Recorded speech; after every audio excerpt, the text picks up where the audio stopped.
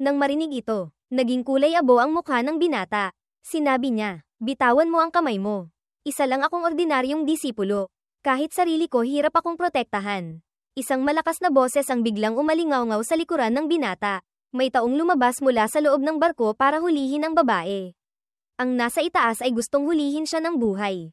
Ang lalaking iyon naman ay patayin. Bahagyang lumingon ang binata. Nagawa na lang magreklamo at magmura ng isang beses. Lintik. Pagkatapos noon, paulit-ulit niyang tinawag ang babae para gisingin ito sa pagkatarantang. Wala nang oras para mag-isip pa. TSK. Binibini. Gumising ka. Hoy. Mabilis na ay nalalayan ng binata ang apo ng dakilang elder.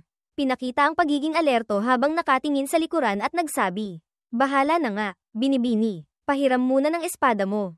Pagkatapos noon, ginamit niya ang kanyang kamay para isagawa ang pagkontrol sa espada. Bigla siyang tumalon sa espada. Karga ng binata ang magandang babae. Handa nang tumakas. Hindi inaasahan na ang lakas ng espadang ito ay napakahusay. Kaunting paggamit lang ng enerhiya niya ay mabilis na silang lumipad palayo sa lugar na iyon. Nakita ng mga taga-sektang sumisira ng dragon na tumakas siya. Kaya mabilis silang tumawag ng tulong para habulin. Tumakas sila. Habulin nyo. Sa likuran nila, isang disipulo ang gumamit ng kanyang kamay para isagawa ang isang eye technique. May paghamak niyang sinabi, HMPH. Gustong tumakas. Huwag kang umasa. Tinitigan niya ang papalayong anino ng binata.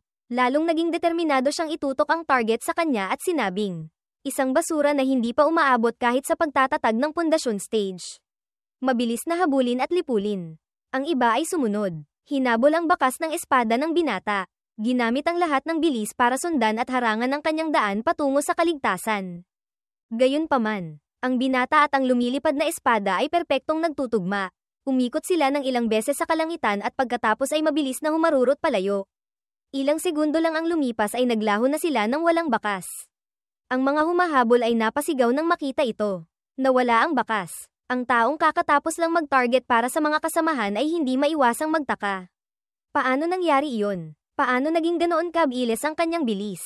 Samantala, sa panig ng binata, matagal na siyang tumatakbo. Determinado siyang dumiretso para makatakas muna sa panganib. Hindi niya namalayan kung gaano nakatagal at kalayo ang kanyang tinakbo. Ginamit niya ang lahat ng kanyang lakas para paliparin ang espada. Halos maubos na ang enerhiya sa kanyang katawan. Naramdaman ng binata na hindi na niya kayang magpatuloy sa pagtakbo at huminga ng malalim.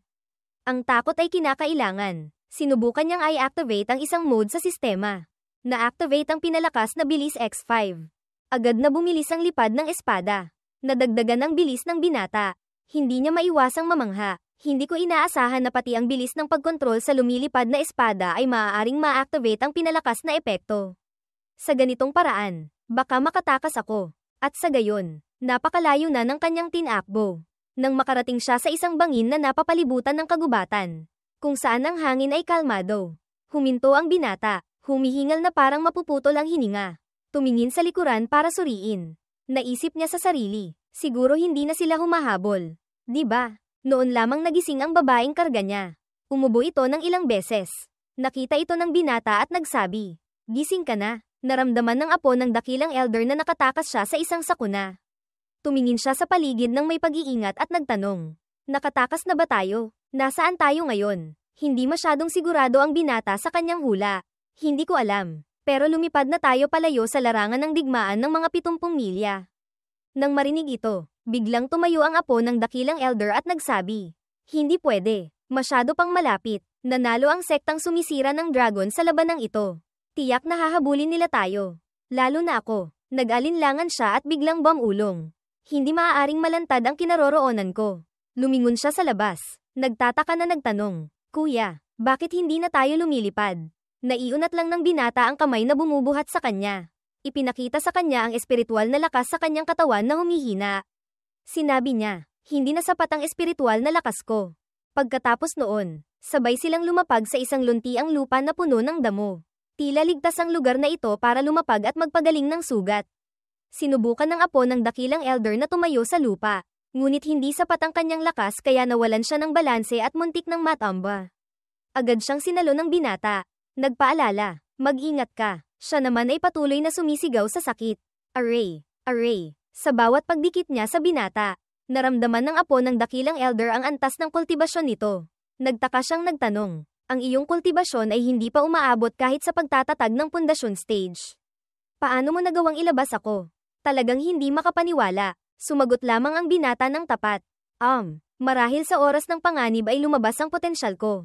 Anong gagawin natin ngayon? Kailangan nating bumalik agad sa sekta. Nang marinig ang dalawang salitang, sekta, napabuntong hininga ang babae. May traidor sa sektang pinagmulan ng langit.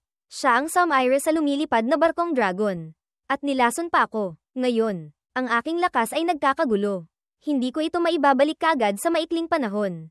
Wala ring magawa ang binata. Kumunat ang kanyang noo at nagdesisyon. Wala nang paraan. Titingnan na lang natin habang naglalakad. Sabay nilang ginalugad ang kasalukuyang lugar. Pansamantalang walang natuklasang bago. Biglang kinuha ng apo ng dakilang elder ang kanyang supot. Huminto at sinabi sa binata. Sandali. Nakita niyang kumuha ito ng isang espiritual na talisman. Nagtaka ang binata at nagtanong. Whoosh! Ibinigay ito ng apo ng dakilang elder sa kanya.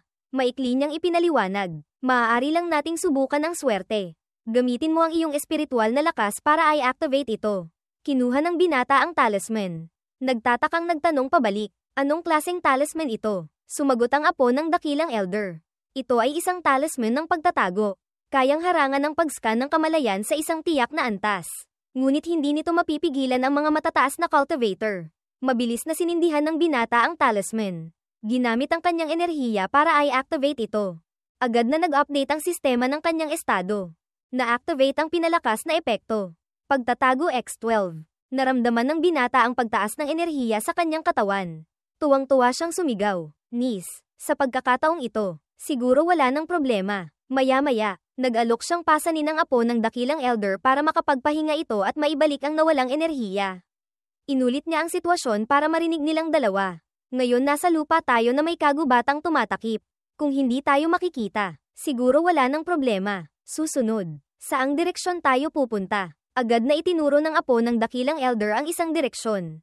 Sinabi, sa silangan. Doon siguro may mga kaalyado ang ating sekta. Sumagot ang binata ng isang, sige. Sa di kalayuan, ang grupo ng sektang sumisira ng dragon ay nakarating na rin doon. Dalawa sa kanila ang espesyal na pinadala para habulin ng binata at ang kanyang kasama. Naghanap sila sa buong daan ngunit hindi pa rin nakita ang kanilang kinaroroonan kaya nagreklamo. Kakaiba, isang basura na hindi pa umaabot kahit sa pagtatatag ng pundasyon stage. Hindi siya dapat makatakbo ng malayo, di ba? Saan siya kumuha ng ganoong karaming espiritual na lakas? Nag-usap ang dalawa. Maaaring dahil sa babaeng iyon. Sumagot ang isa. Imposible. Ang babaeng iyon ay malamang tinamaan ng lason na kumakain ng kaluluwa ng bulwagan ng makalangit na pagpatay.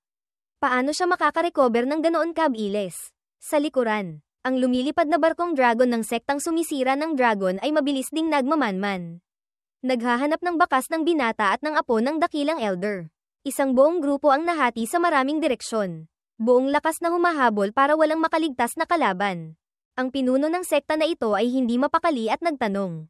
Nasuri na ba ang buong larangan ng digmaan? Nasaan ang babaeng iyon? Hindi nyo pa rin siya nahuhuli. Isang mabilis na sumagot. Elder, ganito po iyon. Matapos ang paliwanag, ang elder ay may paghamak na pinagalitan ang mga walang kwentang tao. Hindi ko inaasahan na ang karne na nasa bibig na ay nakawala pa. Nagalit ang matanda, nagpakawala ng ilang kidlat bilang banta. Maaaring nagtatago sila ngayon sa ilang nabundok na ito. Ay silang kalangitan sa loob ng 100 milya. Gagamitin ko ang aking kamalayan para mag-scan. Kahit na kailangang maghukay ng 3 talampakan sa lupa, kailangang mahanap ang babaeng iyon. Ang mga tao mula sa lumilipad na barko ay mabilis na kumalat. Sumigaw ng isang malakas na, opo. Sa ibaba mismo ng lugar na kanilang dinaanan. Doon mismo nagtatago ang binata at ang apo ng dakilang elder. Sumandal sila sa puno para magtago. Nakatingin sa lumilipad na barko na papalayo. Namutla ang apo ng dakilang elder sa takot. Lagot na. Ang bantay bundok na dragon ng baha ay tiyak na may kasamang elder na nasa antas ng namumuong kaluluwa. Sa pamamagitan lang ng isang talisman ng pagtatago, hindi tayo makakatakas sa kanyang divine sense scan. Nasaan ako? Biglang tinakpan ng binata ang bibig niya. Nagbabala ng isang SSHHH. Hindi pa tiyak, huwag kang sumuko sa pag-asa. Maya-maya, nang tuluyan ng lumayo ang bantay bundok na dragon ng baha, sakalang nakahinga ng maluwag ang dalawa. Huminga ng malalim ang binata at sinabi, "Phew, sa wakas umalis na rin." Ang apo ng dakilang elder naman ay napaupo at namangha. Hindi ko inaasahan na hindi niya talaga tayo natuklasan. Talagang hindi makapaniwala. Samantala sa panig ng sektang sumisira ng dragon. Seryosong nagtanong ang elder sa kanyang mga tauhan. Sigurado ka ba na ang batang iyon ay hindi pa umaabot kahit sa pagtatatag ng pundasyon stage? Magalang na nagpaliwanag ang mga ito. Elder, sigurado po ako. Bagamat hindi ko alam kung bakit napakabilis ng kanyang bilis. Limitado pa rin ang kanyang espiritual na lakas. Siguradong malapit pa rin sila dito. Seryosong nagsalita ang matanda. Mukhang mayroong kayamanang maikong gamit ang babaeng iyon na kayang itago ang hininga. Hindi siya mahanap ng aking divine sense scan. Nang makita ng iba na tumikim ang matanda, pinagpawisan sila ng malamig, nag-ipit ng kamay at humingi ng utos. Ano po ang dapat naming gawin ngayon? Puno ng pagkamuhi ang mga mata ng matanda. Nagpasya siyang mag-utos, gamitin ang teknik ng pagpapadala ng mensahe sa libong milya. Ay deploy ang lahat ng disipulo na humahabol sa mga natirang taga-sektang pinagmulan ng langit pabalik. Hanapin ang bawat pulgada ng lupa sa loob ng 100 milya dito. Kapag may natuklasang kaina-hinalang bakas, ay report agad. Isang panibagong paghahanap ang nagsimula. Mabilis na isinagawa ng mga disipulo ng sektang sumisira ng dragon ang kanilang plano. Ang pinuno nila ay patuloy na gumamit ng eye technique sa buong paglalakbay para hanapin ang bakas ng binata at ng apo ng dakilang elder. Samantala, sila na nasa ibaba ay nagsusuri. Walang kamalay-malay na nagsasabi sa isa't isa. Kung ganito tayo maglakad, hindi talaga tayo makakatakas. Biglang may naramdamang kakaiba ang pinuno. Nagtaka siyang sumigaw ng isang HMPH. Nagulat ang binata. Lahat ng kanyang kilos ngayon ay posibleng matuklasan. Kahit ang pagpigil ng hininga ay kailangan niyang tiisin. Walang naramdamang iba ang lalaki. Kaya mabilis siyang umalis. Siguro nagkamali lang ako ng pakiramdam. Ang binata at ang apo ng dakilang elder ay parehong tumingin sa langit. Naghihintay ng tamang pagkakataon para tumakas. Nang mapansin na posible ang sitwasyon, sumigaw ang apo ng dakilang elder. Mabilis. Samantalahin natin ito agad. Akma siyang tatakbo, ngunit biglang hinawakan ng binata ang kanyang kamay at sinabi, "Sandali lang." Pagkatapos noon, tinakpan niya ang bibig ng apo ng dakilang elder at pinaalalahanan siyang huwag gumalaw. Isang sandali pa, isang anino ng taga-sektang sumisira ng dragon ang mabilis na lumipad. Swerteng hindi sila nakita sa ibaba. Noon lang binitawan ng binata ang kamay ng apo ng dakilang elder. Sinuri niya ang sitwasyon. Hindi tama. Mula kanina, mas marami tayong nakakasalubong na search teams. At mas nagiging maingat sila sa paghahanap. Hindi tayo pwedeng laging swertehin. Nag-aalala siya kaya pinagpawisan ng buong katawan habang iniisip. Ang pinakamasama ay ang multiplier ng pinalakas na epekto ay ganap na random. Napakadalas ng activation. Kung may pagkakataon na masyadong mababa ang multiplier ng pinalakas na epekto, na magdudulot ng pagkabigo sa pagtatago. Sa kaunting cultivation ko, tiyak na mamamatay ako. Ang apo ng dakilang elder sa tabi niya ay kinakabahang nagtanong. Ano ang gagawin natin ngayon? Nag-isip siya sandali at nagbigay ng pansamantalang plano. Hindi na tayo pwedeng magpatuloy pa. Para itong isang lambat na pumapalibot sa atin. Ang mga mata ng lambat sa unahan ay lalo lang liliit. Kumuha ang binata ng isang sanga at gumuhit ng ilang linya para ilarawan ang daan patakas. Nakikita ko na ang direksyon ng paghahanap na ito ay lahat galing sa unahan. Ang pangunahing direksyon ay iginuhit. Itinuro niya habang nagsasalita. Alam din nila na balak nating tumakas patungong silangan. Tiyak na maglalagay sila ng napakahigpit na depensa doon. Kaya pupunta tayo sa kabaligtarang direksyon. Tatakbo tayo patungong kanluran. Agad na kumilos ang dalawa ayon sa kanilang plano. Nakasalubong pa rin nila ang ilang disipulo ng sektang sumisira ng dragon na paikot-ikot sa kanlurang bahagi. Ngunit dahil sa espiritual na talisman, hindi sila natuklasan. Kumunat ang noo ng binata at naisip. Bagamat sa kabilang direksyon, mas kaunti nga ang naghahanap. Hindi ko inaasahan na binabantayan din dito. Walang kagubatang tumatakip. 10 taong hindi bulag ay makikita tayo. Sa pagkakataong ito, lagot na. Tumingin siya sa apo ng dakilang elder. Naisip ang isang mas mabilis na paraan. Nais niyang sumugal sa bilis. Diretsyong sumugod. Agad na tinanggihan niya ang plano. Muling pinag-isipan ng binata. Hindi pwede. Kahit na makalusot doon. Basta't makita tayo. Malalantad ang ating kinaroroonan. Ang elder na nasa antas ng namumuong kaluluwa at ang dragon ng baha na iyon ay mabilis na makakarating dito. Sa oras na iyon, mas malala pa ang sitwasyon kaysa hindi paglusot sa pagkubkob. Nakita ng apo ng dakilang elder na tahimik lang siyang nagmamasid at hindi nagsasalita. Mahina siyang nagtanong, ano ang gagawin natin ngayon? Kailangan ba nating lumiko? Sumagot ang binata. Wala ng oras. Ang bilog ng paghahanap ay paliit ng paliit. Kung ganito, makukulong lang tayo hanggang mamatay. Ang tanging paraan ay mag-isip ng paraan para mabilis na mapatay siya para magkaroon ng pag-asa na makalusot. Tumingin siya sa mga tagasektang sumisira ng dragon na lumilipad sa langit. Lubhang nag-aalala, ngunit ang taong iyon ay nasa pagtatatag ng pundasyon stage. Sa lakas mo, hindi mo siya kayang labanan. Tiniis ng binata, ipinikit ang mga mata at sinabi, wala ng paraan, susugal na lang tayo. Bigla niyang hinawakan ang laylayan ng damit ng apo ng dakilang elder. Pinunit ang isang bahagi na nagpagulat sa kanya. Pagkatapos, pinahaba niya ang tela. Isinakay ang apo ng dakilang elder sa kanyang likod. Itinali ang tela sa kanilang dalawa ng maraming beses. Siniguradong hindi ito mahuhulog mula sa kanyang likod. Tumayo ang binata at nagbilin sa kanya. Sa pagkakataong ito, hindi kita kayang buhatin habang nakikipaglaban. Kaya kailangan mong kumapit ng mahigpit sa akin. Nakita ng apo ng dakilang elder ang sunod-sunod na kilos niya. Lahat ay ginamitan ng tamang lakas, na nagbigay sa kanya ng kakaibang pakiramdam kaya tumango na lang siya ng Natapos ng binata ang paghahanda, hinawakan niya ang kanyang espada. Handa nang umalis, ginamit niya ang kanyang lakas kasama ang espada para i-activate ang pinalakas na epekto. Na-activate ang pinalakas na bilis ng Technique X2. Hindi masyadong favorable, ngunit determinado ang binata na umalis. Kailangan ng umalis. Mabilis na napansin ng tagasektang sumisira ng dragon ang kilos sa ibaba. Tumingin siya pababa at nakita ang binata na pasan ng apo ng dakilang elder na sumusugod patungo sa kanya. Mayabang na ininsulto sila ng lalaki. Isang hamak na basura na hindi pa umaabot sa pagtatatag ng pundasyon stage. Naglakas loob pang atakihin ako ng harapan. Sino ang nagbigay sa iyo ng lakas ng loob? Sabi nito, bumaba siya. Mayabang na ng asar. Hindi marunong sumukat ng sariling lakas. Bumaba ang disipulo sa kinaroroonan ng binata. Nakipaglaban sa kanya. Nagpakawala ng isang malakas na hiwa ng espada. Mabilis na itinaas ng binata ang kanyang espada para salagin ang hiwang iyon. Sinalo ng binata ang isang hiwa. Kasabay nito ay ginamit ang enerhiya para i-activate ang pinalakas na epekto. Na-activate ang pinalakas na lakas X3. Nadagdagan ng ilang bahagi ang kanyang lakas. Sumigaw siya ng may determinasyon. Itinulak ang lakas patungo sa kalaban. Hindi inaasahan ng lalaki na maglalabas ng ganoong pambihirang lakas ang binata. Napatigas ang mukha niya at sumigaw. Ang lakas na ito, paanong magagawa ng isang maliit na nasa chi refining stage? Sa isang segundong hindi siya nakahanda, direkta siyang natalo ng binata. Isang malakas na sipa ang pinakawalan ng binata. Pinalipad siya sa ere, mula sa espiritual na lakas ng lalaking iyon. Sinipsip ito ng binata sa kanyang katawan. Na-activate ang pinalakas na epekto. Nakuhang ani X10. Kinuha rin niya ang mga mahahalagang bagay mula sa katawan nito. Hawak ng binata ngayon ang isang maliit na supot. Tinitigan niya ito habang iniisip.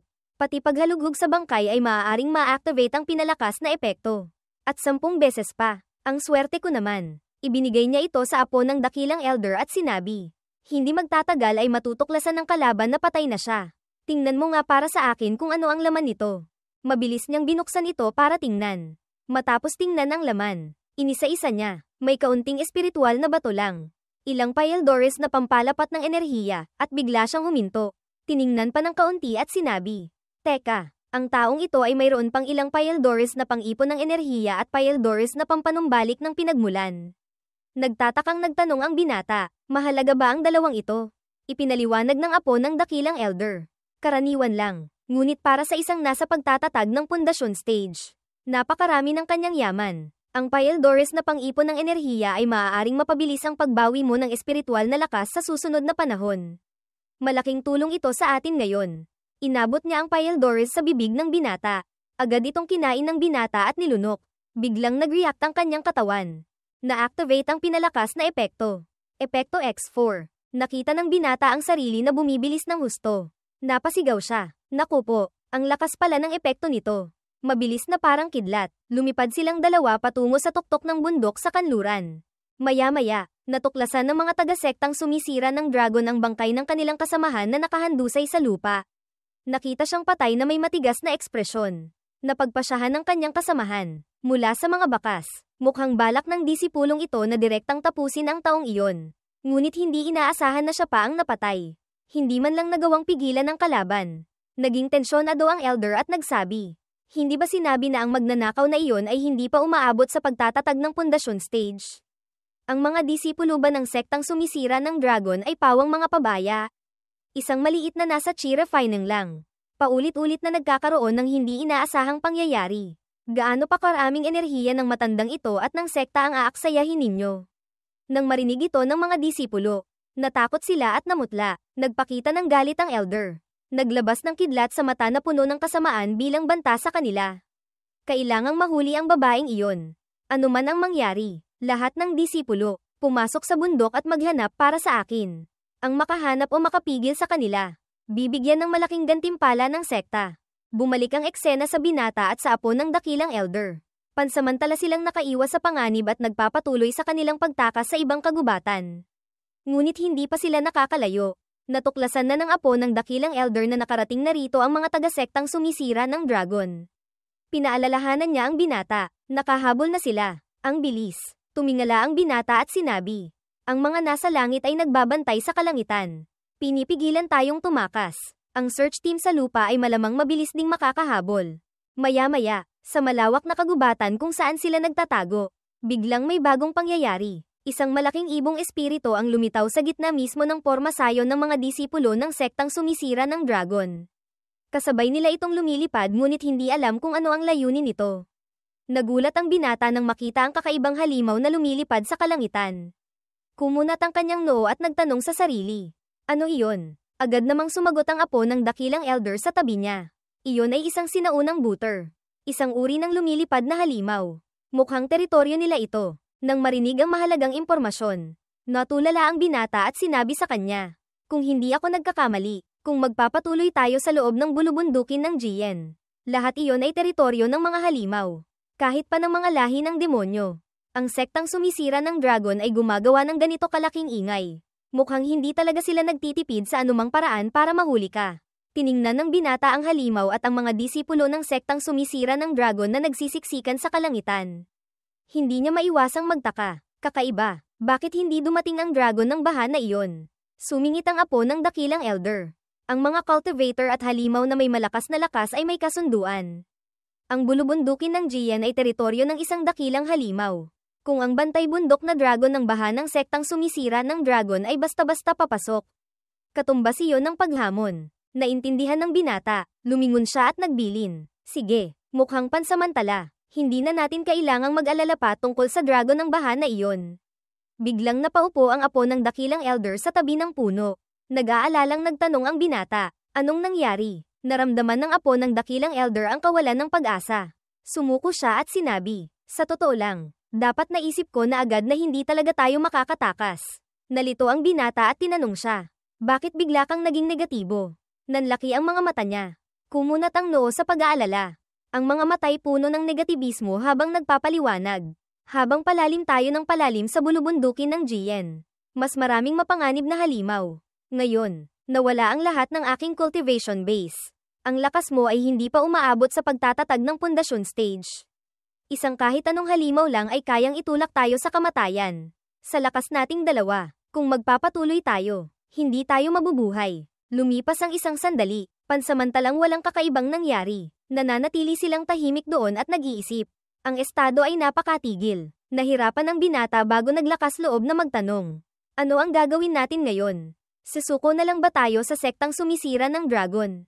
Sa pagkakataong ito, matatag na sumagot ang apo ng dakilang elder. Hindi. Ako ang tagapagmana ng sektang pinagmulan ng langit.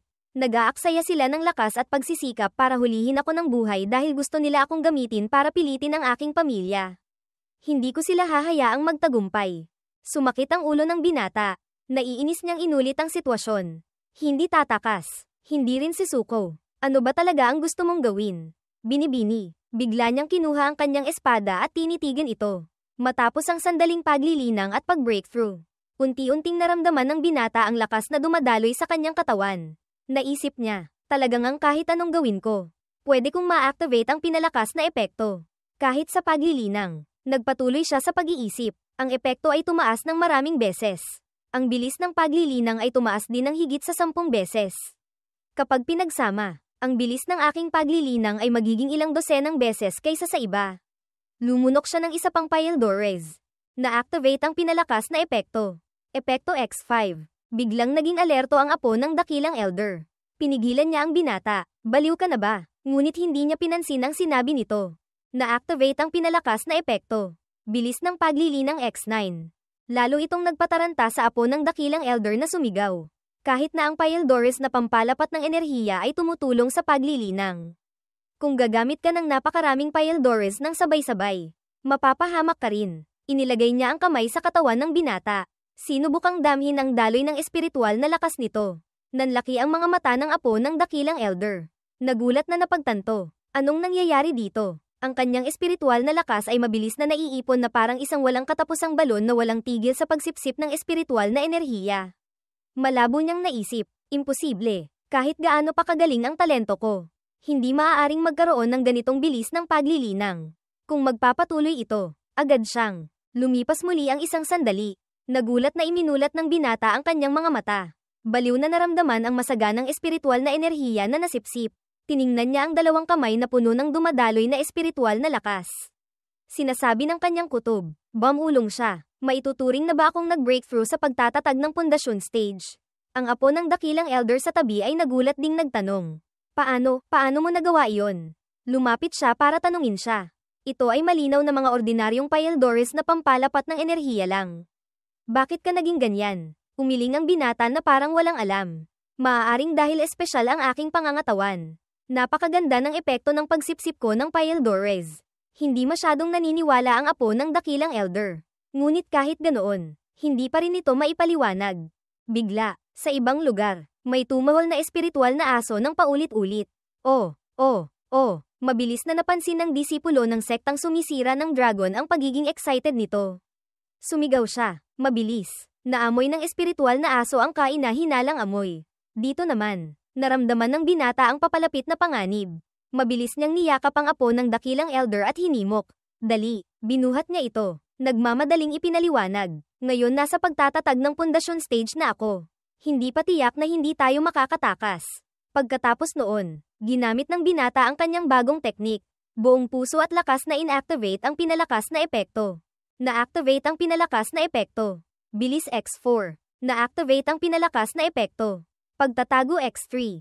Mabilis na parang kidlat. Lumipad siya sa himpapawid. Tumingin ang apo ng dakilang elder sa kanya. Malabo pa rin ang pagkaunawa sa kakayahan ng lalaking ito habang iniisip. Sa loob lang ng ilang minuto ay nag-breakthrough sa pagtatatag ng pundasyon stage. Talagang hindi makapaniwala. Siguro kaya niya talaga. Seryosong nagtanong ang tagapangasiwa sa mga disipulo ng sektang sumisira ng dragon. Nasaan ang tao? Hindi ba sinabi na natagpuan na ang kinaroroonan? Nakatayo siya sa tuktok ng ulap. Kalmadong nakatingin sa mga walang kwentang tao sa ibaba. Sumulyap ang mga tao sa ibaba pataas. Walang nagsalita. Natatakot na nagulat ang ilan. Tagapangasiwa, natagpuan na po talaga namin sila. Ngunit ang espiritual na aso ay nawalan ng amoy sa kalagitnaan ng paghabol. At nawala rin ang mga bakas ng paa nila dito. Biglang natigilan ang tagapangasiwa, lumingon sa likuran, na tila may napansin. Tiningnan niya ang kakaibang bagay. At agad na naisip, nagpakawala ng espiritual na lakas. Hindi ba't ang batang iyon ay hindi pa umaabot sa pagtatatag ng pundasyon stage? Nag-breakthrough ba siya sa sandaling ito? Itinuro niya ang kamay at nagutos. Kung tumakbo na sila pauna, magpadala ng signal sa lahat ng search team sa lupa sa paligid. Simula dito, pumunta sa unahan, magsagawa ng masusing paghahanap para sa akin. Hanggang sa mahanap ang dalawang iyon. Bumalik ang eksena sa binata. Pareho pa rin silang bumibilis sa pagtakas. Lumundag ang binata, marahas na ginamit ang espiritual na lakas para kontrolin ang direksyon ng kanyang paglipad. Nakita ito ng apo ng dakilang elder at pinaalalahanan siya. Ang paggamit mo ng espiritual na lakas ay masyadong marahas. Kung magpapatuloy ka ng ganito, kahit nasa pagtatatag ng pundasyon stage ka na, mabilis na mauubos ang iyong espiritual na enerhiya. Naiinis na sumagot ang binata. Ano ang gagawin ko? Isa lang akong disipulo sa pangalan. Wala pang nagturo sa akin. Mabilis niyang idinikit ang kamay sa gilid ng pisngi nito. Mahinang pinakalma. Ang espiritual na enerhiya ay ang esensya ng lahat ng bagay. Pagdating sa pagtatatag ng pundasyon stage, mas marami itong gamit para sa iyo. Papasanin ang iyong mga pasanin. Poprotektahan ang iyong isip. Idinikit niya muli ang kamay sa dibdib nito. Matatag na ipinaliwanag. Sundin mo ang gabay ko. Subukang ipamahagi ng pantay ang lakas na ito sa bawat bahagi ng iyong katawan. Huwag mong gamitin ng masyadong marahas. Natulala ang binata nang maramdaman ang pag-activate ng pinalakas na epekto. Na-activate ang pinalakas na epekto. Pag-unawa X12. Ang buong katawan niya ay umapaw sa espiritual na enerhiya. Gama ng pakiramdam ng ilang bahagi. Dumiretso siya ng lipad pataas. Ang diwa ay tumaas ng husto. Tuwang-tuwa ang binata na sumigaw. Mukhang nakuha ko na ang pakiramdam. Ang pakiramdam na ito, ang espiritual na enerhiya ay tila bumubuo ng isang larangan sa loob at labas ng aking katawan. Parang isang transparent na baluti. Nagulat na nanlaki ang mga mata ng apo ng dakilang elder. Mahinang sumagot, tama ka. Ang bilis mong matuto. Sabi nito. Nagpatuloy siya sa paglipad. Habang siya naman ay nakatingin lang sa kanya at iniisip. Kahit ako, pagkatapos kong mag-breakthrough sa pagtatatag ng pundasyon stage, kinailangan ko pa ng kaunting panahon bago ko ito naunawaan. Ikaw, nagawa mo agad itong maunawaan. Ganyan kataas ang talento mo. Bakit isa ka lang disipulo sa pangalan? Biglang nawalan ng pakiramdam. Natakot ang binata at sinabi. Ano ito? Matapos ang marahas na paggamit ng espiritual na enerhiya kanina, tuluyan siyang nawalan ng balanse at dumiretso pababa sa isang lawa. Doon mismo ay may isang halimaw na nakababad. Isang oso na naghahanap ng kanyang tanghalian. Nang makita na may sumalakay, naging alerto ito. Tumingala ito sa kanilang dalawa na may mabangis na mukha. Sabay na natakot at sumigaw ang binata at ang apo ng dakilang elder. Mag-ingat. Pagkatapos noon, tinapakan ng binata ang ulo ng oso na parang tuntungan. Pinanatili ang momentum para lumipad pa ng isang beses. Hindi man lang pinansin ng oso. At naging dahilan pa para mahulog nito ang masarap na pagkain sa bibig. Nanlaki ang mata ng oso. Nagalit dahil sa nawalang tanghalian. At tinapakan pa ng tao ng walang awa. Mabilis itong tumakbo sa tubig. Hinabol sila para maghayganti. Ang halimaw na oso ay mabangis na humabol sa kanila. Ang bilis ng paghabol nito ay kahanga-hanga. Sa maikling panahon lang ay napaliit na nito ang distansya. Na nagpataranta sa binata at ilang beses na nawalan ng balanse. Lumingon ang apo ng dakilang elder na natataranta at nagsabi. Lagot na. Ang halimaw na oso na ito ay umabot na sa cultivation level na sundalong halimaw. Katumbas ng pagtatatag ng pundasyon stage cultivator ng mga tao. Napansin din ito ng binata. Sumeryoso ang mukha niya. Tiningnan ang mga pinsalang ginawa ng halimaw at natakot na naisip. Lagot na. Ang ingay na ginagawa ng hayop na ito ay masyadong malakas. Isang malakas na tunog ang umalingaw-ngaw. Lumikha ng pagyanig na nakakuha ng atensyon ng mga taga-sektang sumisira ng dragon. Sumigaw sila ng isang HMPH. Napansin ng isang disipulo ang sitwasyon at tinawag ang mga kasamahan. Doon may halimaw na nag-ambala. Mabilis. Siguradong ang taong iyon. Nahulaan din ng apo ng dakilang elder ang kilos ng kalaban.